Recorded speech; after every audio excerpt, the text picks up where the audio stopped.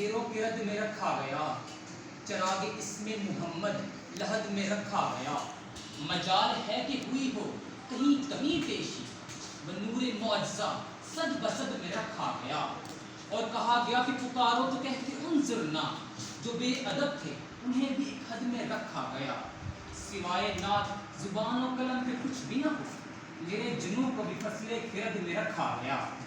جناب صدر، محتشم حاضرین، آج جس موضوع حیات کو ببانگِ دہل آپ کی سماعتوں تک پہنچانے کی جستجوئے بے کرام کر رہا ہوں، وہ حضور پاک صلی اللہ علیہ وآلہ وسلم بحیثیت محسن انسانیت ہے۔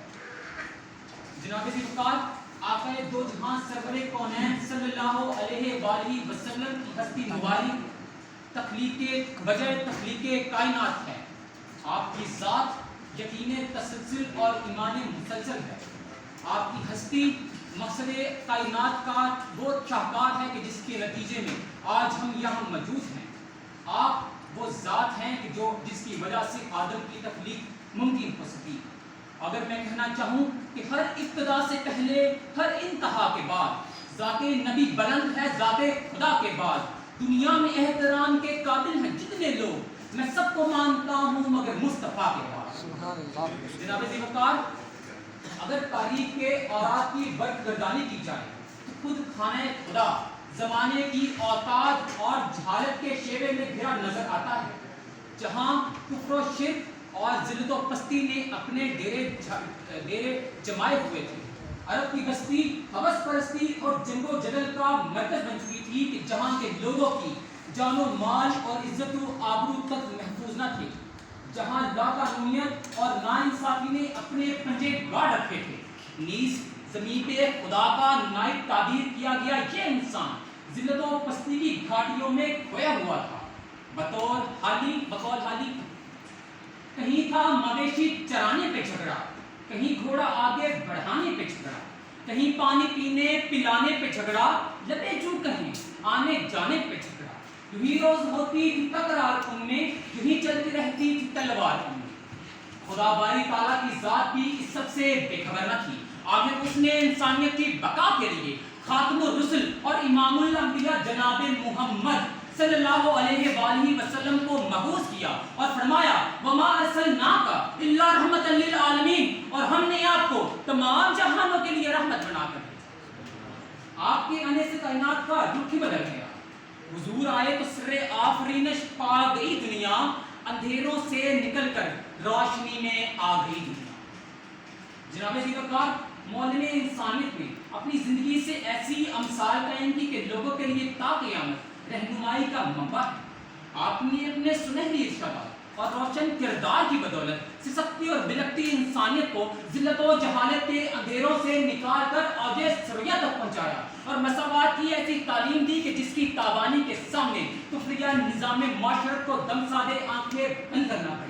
رب تعالیٰ کے پیغام کی خاطر کبھی مکے والوں کی بے رخی اور بد زبانی برداشت کی، کبھی طائف والوں کے قتل سہے جس سے میرے نبی کے جوتے تک خون سے بھر گئے، کبھی ظالم اور متکبر عمرہ کی وجہ سے جلا وطن ہونا پڑا، تو کبھی یثرب کے یہودیوں کی دل بجھا دینے والی اور روح تڑپا دینے والی منافقت برداشت کی، کبھی احد کی لڑائی میں آپ کے دندانے مبارک شہید کیے گئے، تو کبھی شیب ابی طالب کی گھاٹی میں 3 سال تک بھوک و پیاس برداشت۔ وہی تکمیل جن کی ذات پر ہر خیر و برکت تھی، انہیں خیر البشر خیر الورا کہیے بجا تھی۔ جناب ذوالفقار، محسن انسانیت نے خلق خدا کو اس کی تخلیق کے مقاصد سے آگاہ کیا اور رضائے الہی کے لیے ان کی دینی اور دنیاوی تعلیم کا بھرپور اہتمام کیا۔ کہیں دار ارقم علم کی پیاس بجھاتا ہے تو کہیں قرآن و حدیث کے متلاشی مسجد نبی کو اپنا اوڑھنا بچھونا بنا چکے تھے۔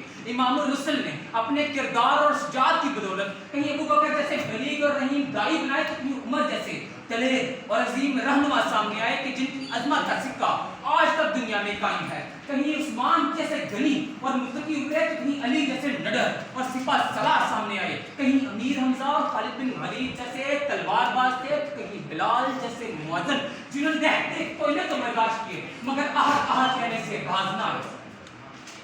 وہ دانائے سبل ختم الرسل مولائے کل جس نے گوارے راہ کو بخشا فروغ وادی سینا۔ نگاہ عشق و مستی میں وہی اول وہی آخر، وہی قرآن وہی فرقان وہی یاسین وہی تھا۔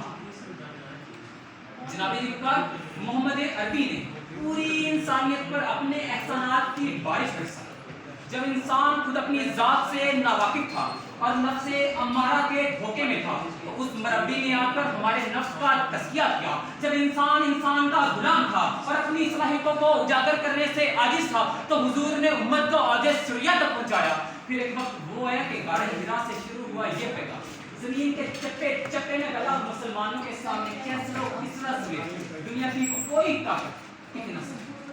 وہ شمع اجالا جس نے کیا 40 برس تک غاروں میں ایک روز چمکنے والی سب دنیا کے دربار میں۔ آپ اس بات کو